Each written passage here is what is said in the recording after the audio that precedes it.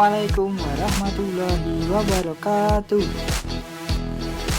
Sebelum pembelajaran dimulai, mari kita berdoa terlebih dahulu. Apa kabar anak-anak hebat? Semoga kalian dalam keadaan yang sehat. Meskipun dalam keadaan pandemi, kita tidak boleh bermalas-malasan untuk belajar. Kita harus tetap semangat untuk belajar agar kita bisa menggapai cita-cita kita di masa depan nanti ya. Apakah kalian sudah siap? Kalau sudah, mari kita belajar bersama. Sekarang ayo kita bantu Pak Joko.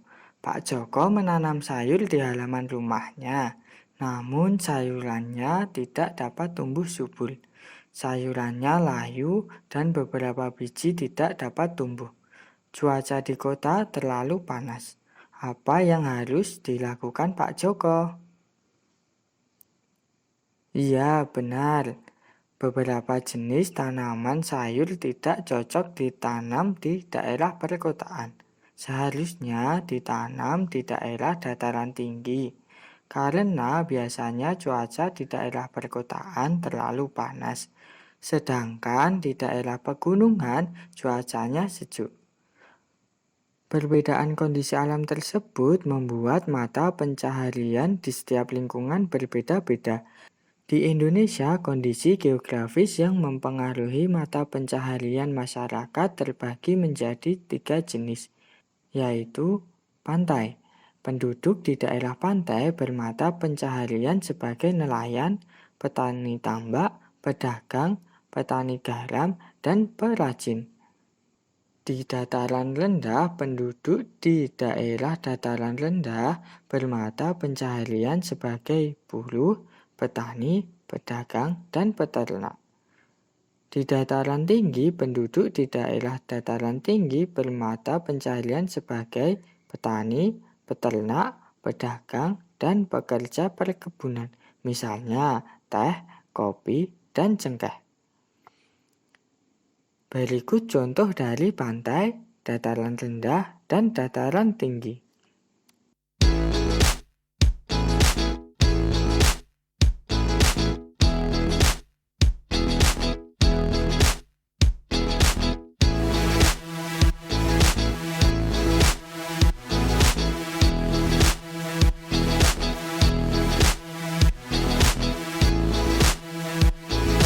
Terkait dengan dataran tinggi di Indonesia, ada salah satu cerita fiksi tentang daerah pegunungan yang berjudul Asal Mula Bukit Jatuh. Berikut ceritanya.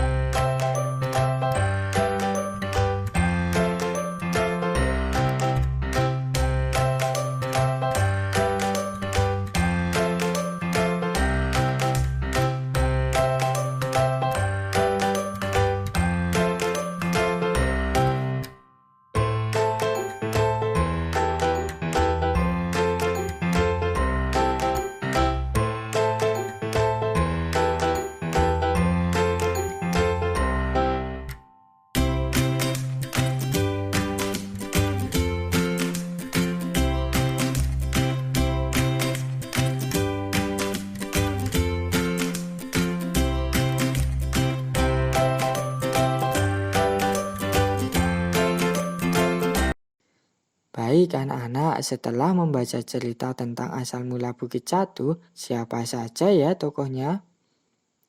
Ya benar, ada si suami, si istri, dan masyarakat desa.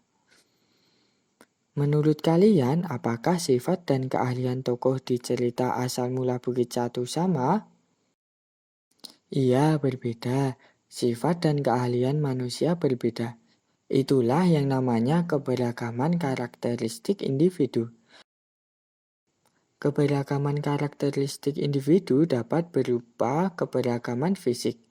Keberagaman fisik dapat meliputi warna kulit, jenis rambut, tinggi dan rendah badan, serta berat badan. Selain keberagaman fisik, juga terdapat keberagaman kegemaran dan keberagaman sifat.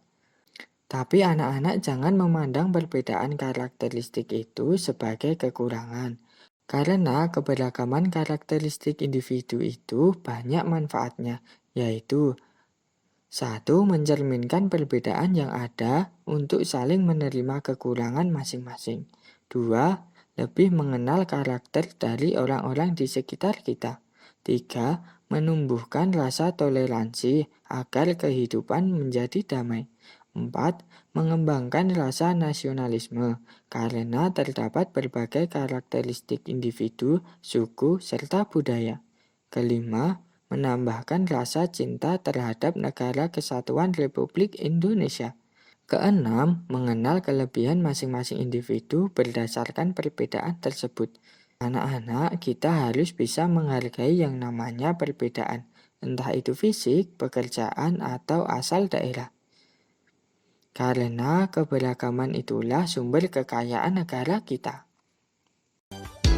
Jangan lupa mengerjakan tugas dengan didampingi orang tua atau saudara yang lebih tua.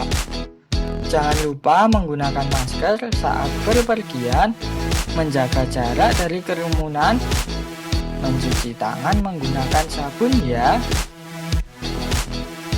Cukup sekian, wassalamualaikum warahmatullahi wabarakatuh.